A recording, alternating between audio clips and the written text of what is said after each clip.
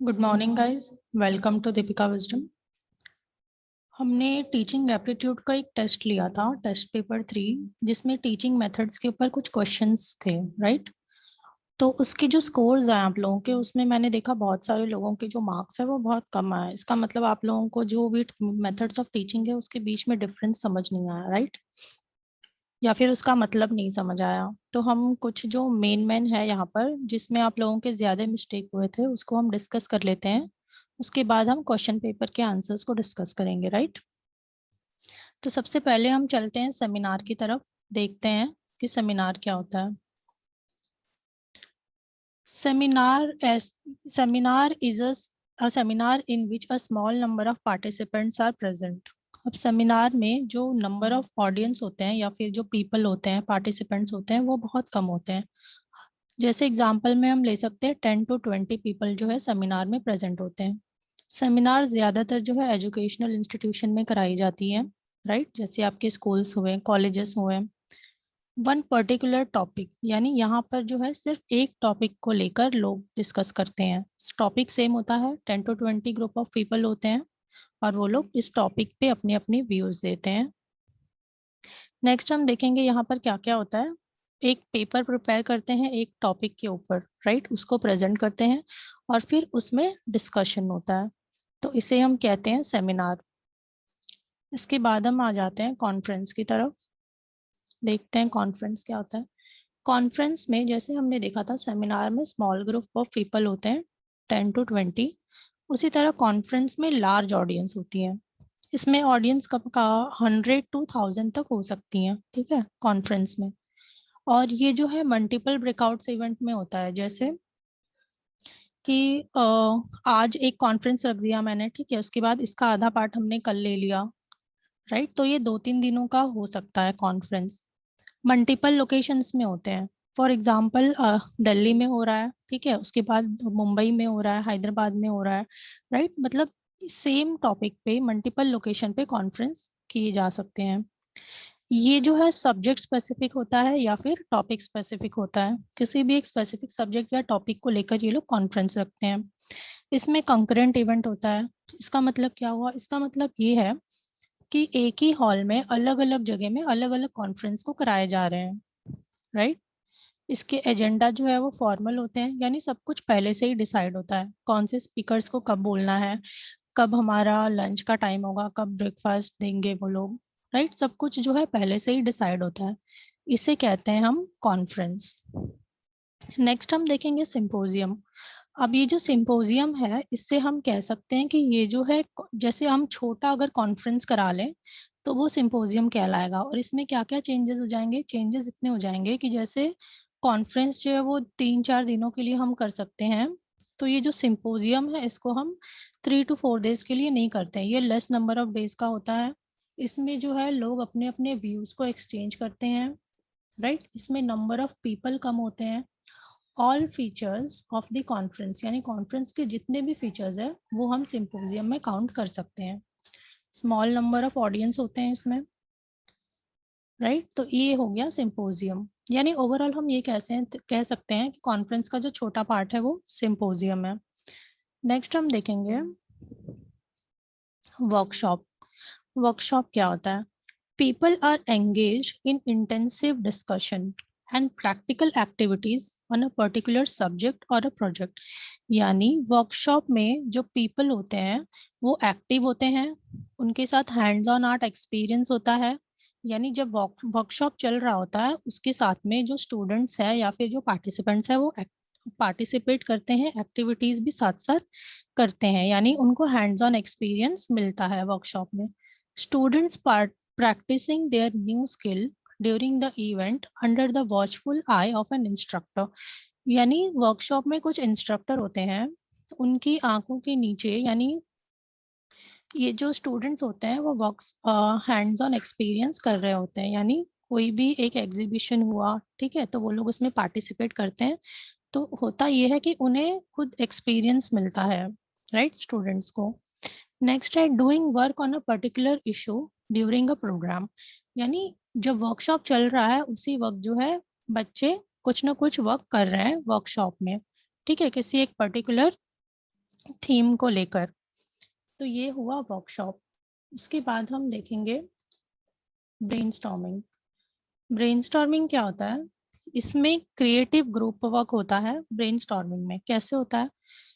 For example, कोई भी एक पर्टिकुलर प्रॉब्लम दिया जाए आपको, या फिर कोई भी एक टॉपिक दिया जाए, राइट, जिसमें आप लोगों को आइडियाज निकालने होते हैं कि इसका सॉल्यूशन क्या होगा, प्रॉब्लम का सॉल्यूशन क्या होगा। सभी बच्चों को अपने अपने आइडियाज देने होते हैं, चाहे वो आइडिया सही हो या गलत हो, ये नहीं देखते हैं ये लोग। बस इतना चाहते हैं कि आपका जो माइंड है वो यहाँ पर क्रिएटिव रहे और आइडियाज जो है आप लोग नए नए निकालें।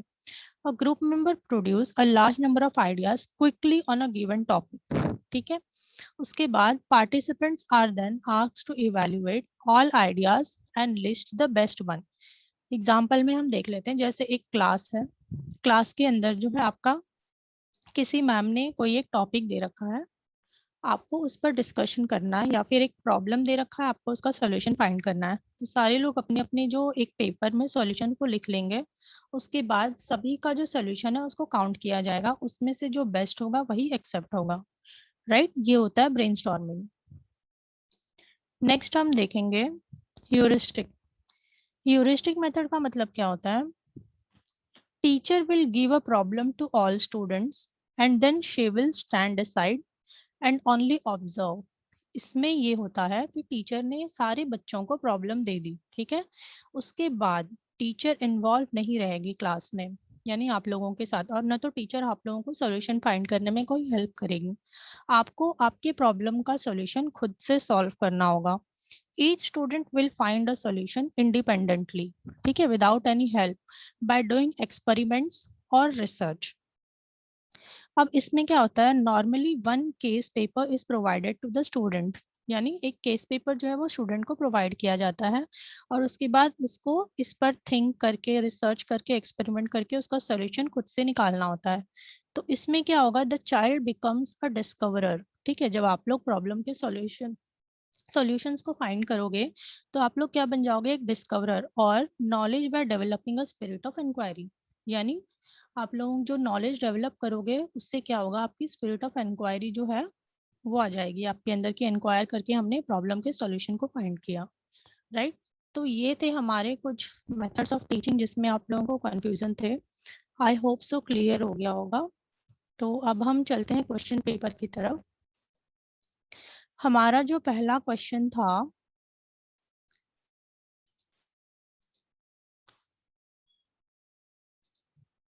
Symposium is a type of.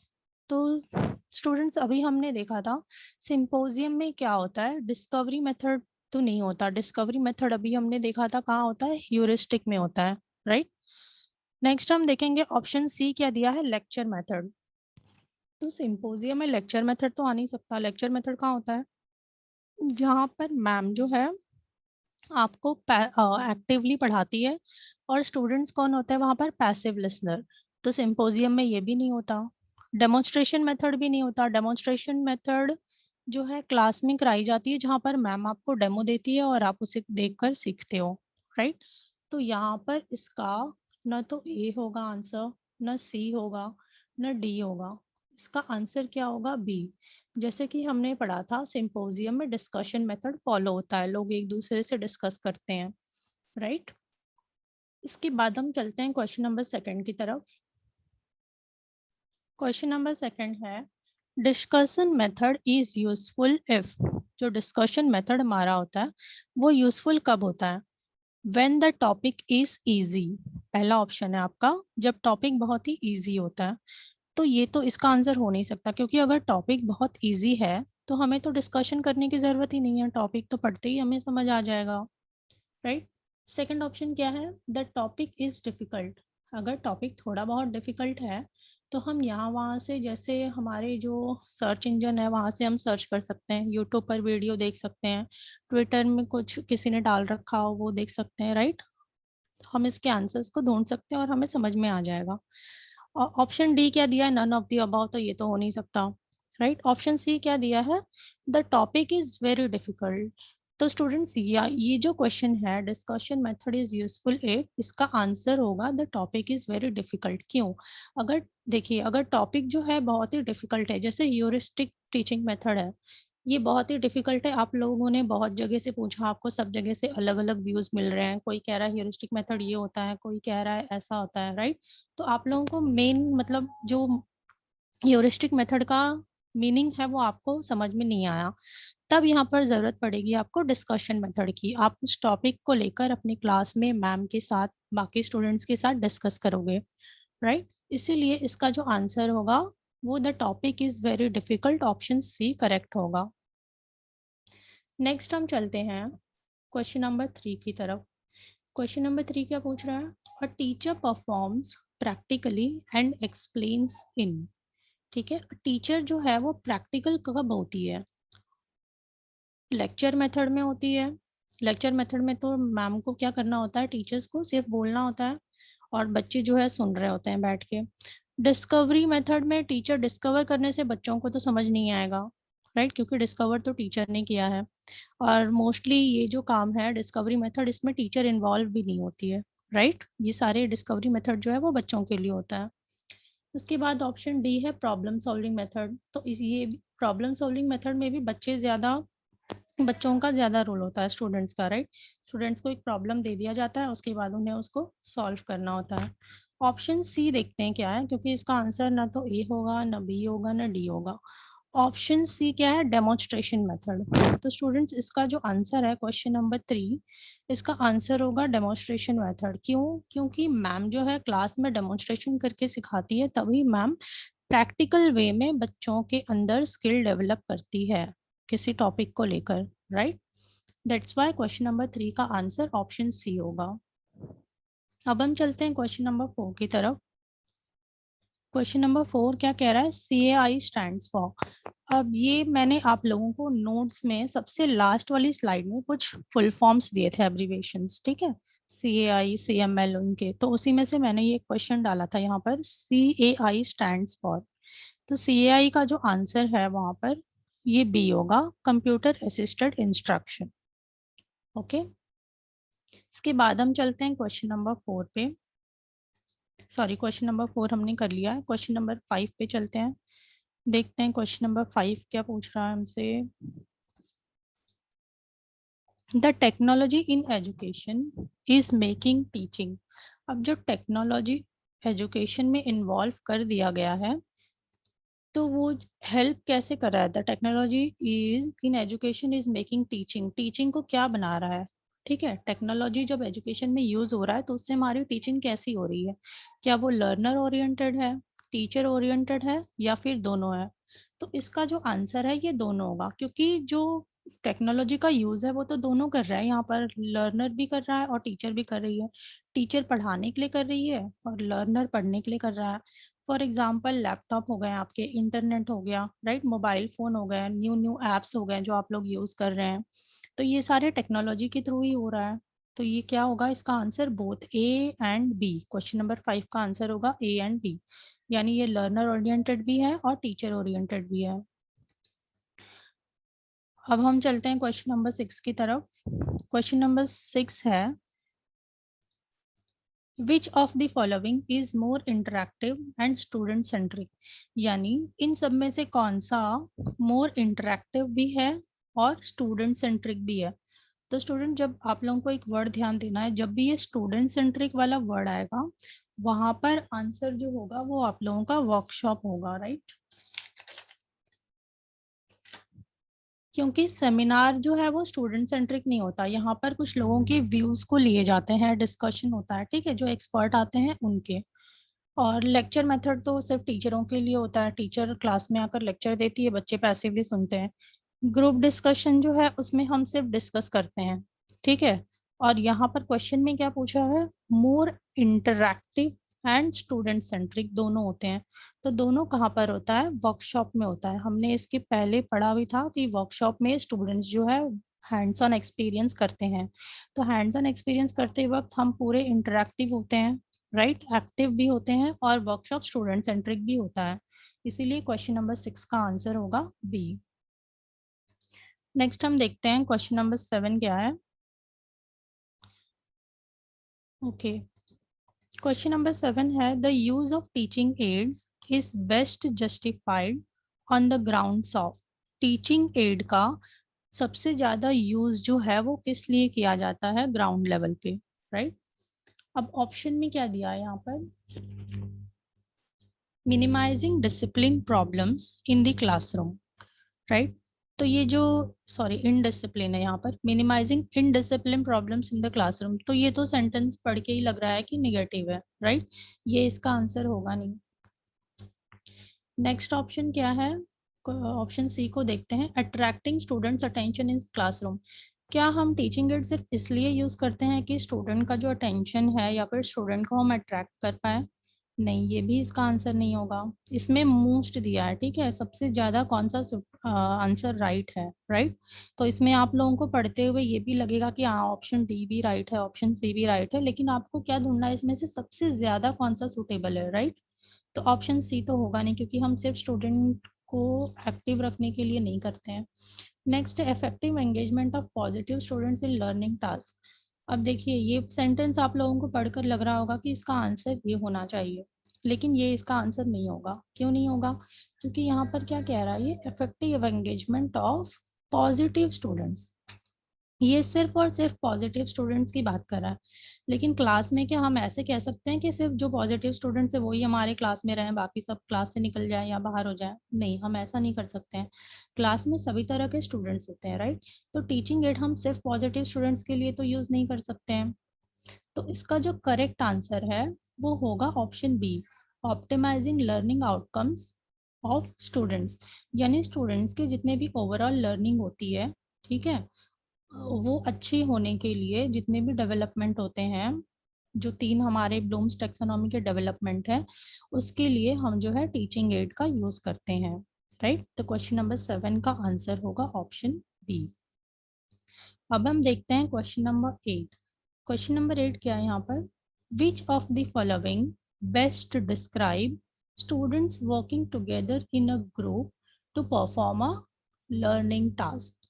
यानी इनमें से कौन सी ऐसी मेथड है या फिर लर्निंग है जो ये कह रहा है कि स्टूडेंट्स जो है एक साथ मिलकर ग्रुप में काम करते हैं, राइट। स्टूडेंट्स जब एक साथ ग्रुप में मिलकर काम करते हैं तो कौन सी चीज, कैसी चीज है जो हमारे अंदर डेवलप होती है स्टूडेंट्स के अंदर? ऑप्शन में क्या है, ए दिया है कोऑपरेटिव लर्निंग, बी है डिस्कवरी लर्निंग, सी है एक्सप्लोरेटरी और डी है प्रोजेक्ट बेस्ड लर्निंग। तो स्टूडेंट्स देखिए, प्रोजेक्ट बेस्ड लर्निंग में हम जो है ग्रुप में एक साथ मिलकर तो काम नहीं करते हैं, राइट। एक्सप्लोरेटरी लर्निंग में हमें सिर्फ एक्सप्लोर करना होता है। फॉर एग्जांपल कोई एक टॉपिक दिया है, आप कहीं पर भी जाकर उसके बारे में उसको एक्सप्लोर कीजिए, उसके बारे में डिटेल में बता कीजिए, राइट। डिस्कवरी लर्निंग क्या होती है, हमने फर्स्ट वाले क्वेश्चन के ऑप्शंस थे उसमें देखे थे, हमने कोई भी नई चीज को डिस्कवर करना जिसमें हेरिस्टिक लर्निंग होती है। तो इसका जो करेक्ट आंसर है वो न तो बी होगा, न तो सी होगा, न तो डी होगा। इसका आंसर होगा ए, कोऑपरेटिव लर्निंग। जब भी हम ग्रुप में पढ़ते हैं एक साथ मिलकर, तो हमें क्या डेवलप होता है, कौन सी स्किल, कोऑपरेशन का, ठीक है। तो ये हो जाएगा कोऑपरेटिव लर्निंग। नेक्स्ट हम देखेंगे क्वेश्चन नंबर 9। क्वेश्चन नंबर 9 क्या है, lecture method means. Lecture method जो होता है क्लास में, उसका मतलब क्या होता है? तो ये तो हम शुरू से पढ़ते आ रहे हैं कि, चलिए इसके ऑप्शंस को देख लेते हैं पहले। Small step presentation with a feedback provided. तो ये जो स्मॉल स्टेप प्रेजेंटेशन जो है फीडबैक के साथ, ये तो लेक्चर मेथड में नहीं होता। फर्स्ट ऑफ ऑल जहाँ भी फीडबैक आ गया, इसका मतलब ये है कि फीडबैक में बच्चे और टीचर दोनों इन्वॉल्व है, बच्चे के साथ कुछ एक्टिविटी हो रही है तभी तो टीचर लास्ट में फीडबैक देंगे। और लेक्चर मेथड में ऐसा कुछ नहीं होता, तो फीडबैक तो यहाँ पर आएगा नहीं। दैट्स वाई जो ऑप्शन ए है वो यहाँ पर नहीं होगा। ऑप्शन बी क्या है, production of large number of ideas, ये भी नहीं होता। क्यों? क्योंकि यहाँ पर जो बच्चे हैं वो पैसिव होते हैं, एक्टिव नहीं होते हैं। तो आइडियाज तो बच्चे दे नहीं सकते यहाँ पर, क्योंकि उनका काम है सिर्फ बैठकर सुनना। तो ऑप्शन बी भी नहीं होगा। ऑप्शन सी क्या है, कंटेंट डिलीवरी इन अ ल्यूसिड लैंग्वेज, ये जो है इसका करेक्ट आंसर है।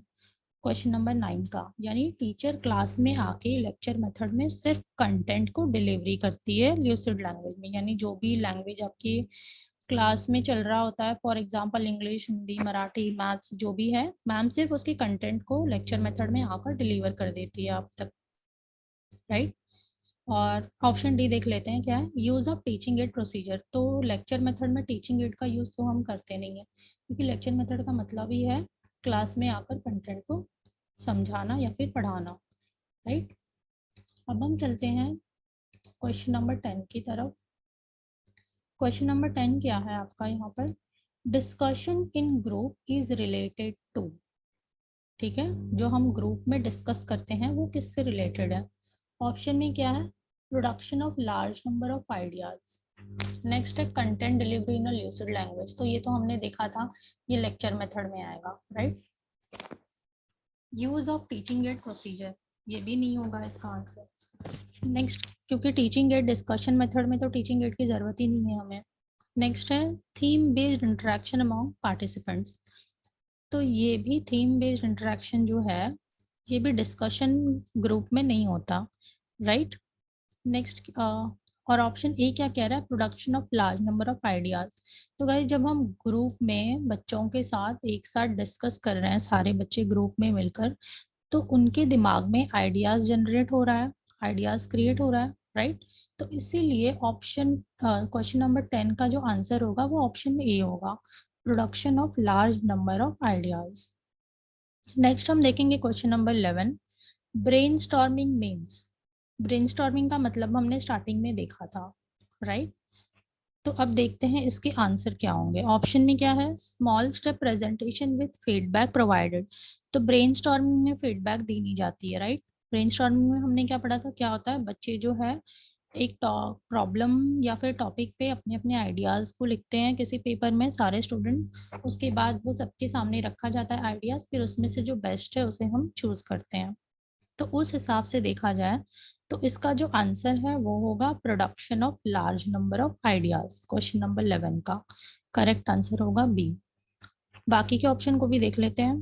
कंटेंट डिलीवरी इन अ ल्यूसिड लैंग्वेज, तो ये जो है ये लेक्चर मेथड का है। Use of teaching add procedure, brainstorming में हम टीचिंग एड का यूज नहीं करते हैं, राइट। तो इसीलिए इसका जो करेक्ट आंसर है वो होगा आपका बी। नेक्स्ट हम देखेंगे क्वेश्चन नंबर 12। क्वेश्चन नंबर 12 है प्रोग्राम इंस्ट्रक्शन।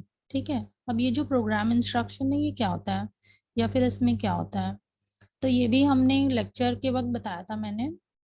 तो आइए देखते हैं इसके ऑप्शन में क्या है, production of a large number of ideas, ये जस्ट अभी किया था हमने कि ये ब्रेनस्टॉर्मिंग में होता है, ग्रुप डिस्कशन में होता है।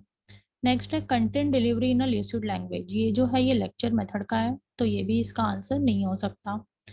Use of teaching add procedure, ये भी नहीं हो सकता है इसमें, right. Teaching add programme learning में हम यूज नहीं करते हैं। तो इसका जो करेक्ट आंसर है वो हो जाएगा option D, small step presentation with feedback provided. जैसे कि मैंने बताया था आप लोगों को, ये जो प्रोग्राम इंस्ट्रक्शनल है इसमें प्रोग्राम वर्ड पढ़ते ही आपके दिमाग में क्या आएगा, जो कंप्यूटर में बहुत सारी प्रोग्रामिंग्स होती है, फॉर एग्जांपल जैसे हमारे टेस्ट होते हैं कंप्यूटर में, राइट। उसमें टाइमिंग पहले से फीड होती है, कोई आपको बता नहीं रहा होता है कि आप इतने टाइम बचे हैं, अब आप अपने पेपर को कंप्लीट कर लें, 10 मिनट बाद मैं ले लूंगी, एक्सेट्रा एक्सेट्रा, ऐसे कुछ नहीं होता। सारा कुछ इसमें टाइम, क्वेश्चंस, ठीक है, सब कुछ पहले से डिसाइड होता है। आपको बस जाकर टिक लगाना होता है, वो टाइम खत्म होने पे अपने आप ही आपका टेस्ट खत्म हो जाएगा, उसके बाद आपको फीडबैक मिल जाएगा कि आपको जो है 10 नंबर मिले हैं, 12 नंबर्स मिले हैं, जो भी है, राइट। तो इसका जो करेक्ट आंसर होगा वो small step presentation with feedback provided होगा, ऑप्शन डी। नेक्स्ट हम देखेंगे question number 13, in which method a group of members come together to exchange their views। अब इसमें क्या कह रहा है, ये कौन सा ऐसा मेथड है जिसमें ग्रुप ऑफ मेंबर्स यानी कुछ जो पार्टिसिपेंट्स है या ऑडियंस है वो ग्रुप में आते हैं, अपने आइडियाज या फिर व्यूज को एक्सचेंज करते हैं। तो ये हमने स्टार्टिंग में ही देखा था, ये कहाँ पर होता है, सिंपोजियम में होता है, जो कॉन्फ्रेंस का छोटा पार्ट होता है, राइट। सेमिनार में क्या होता है, डिस्कशन होता है। सिंपोजियम में एक्सचेंज ऑफ व्यूज होता है। डेमोन्स्ट्रेशन में टीचर प्रैक्टिकली आकर डेमो करके दिखाती है, और CI का तो मतलब ही अलग है बिकॉज ये कंप्यूटर से रिलेटेड है, कंप्यूटर एडेड इंस्ट्रक्शन। तो इसीलिए इसका जो करेक्ट आंसर होगा वो होगा ऑप्शन बी, सिंपोजियम। ठीक है, अब हम चलते हैं क्वेश्चन नंबर 14 की तरफ। क्वेश्चन नंबर 14,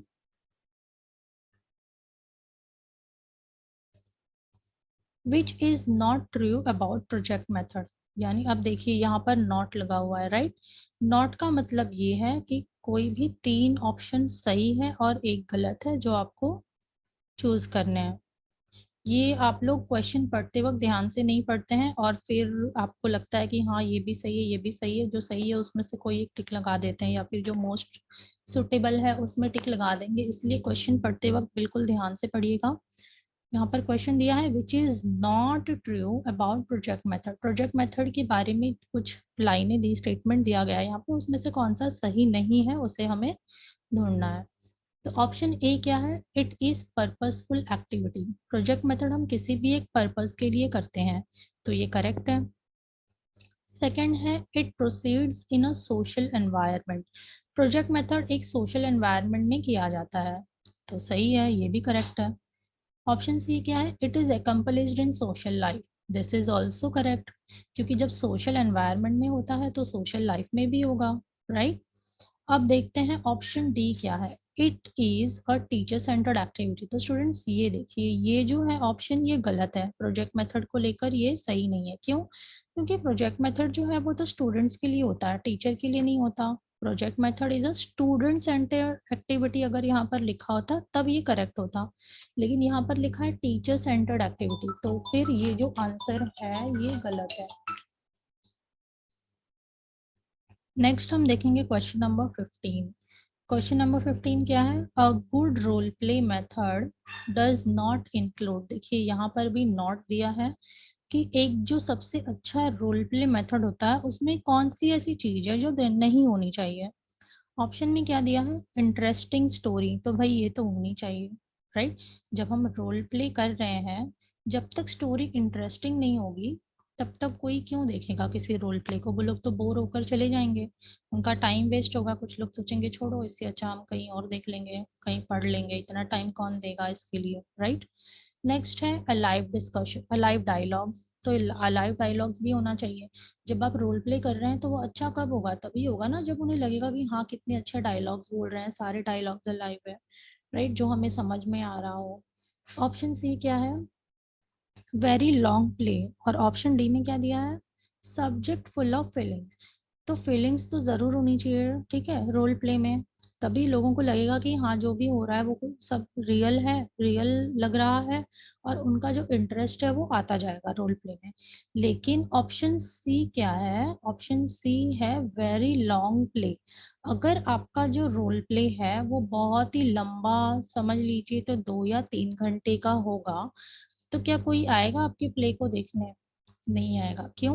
क्योंकि लोगों के पास इतना टाइम नहीं है, और जब तक आपका रोल प्ले इंटरेस्टिंग नहीं होगा, ना तो उसमें कोई डायलॉग्स अच्छा होगा, ना उसमें फीलिंग्स होगी, तो वो प्ले वैसे ही अच्छा नहीं लगेगा किसी को देखने में। और जाहिर सी बात है, अगर किसी को कोई चीज अच्छी नहीं लगे तो वो फालतू में अपना इतना सारा टाइम तो वेस्ट नहीं करेगा। इसीलिए इसका जो करेक्ट आंसर होगा वो होगा ऑप्शन सी, क्योंकि रोल प्ले कभी भी हमें लंबा नहीं रखना चाहिए लंबे समय के लिए। तो आंसर है ऑप्शन सी।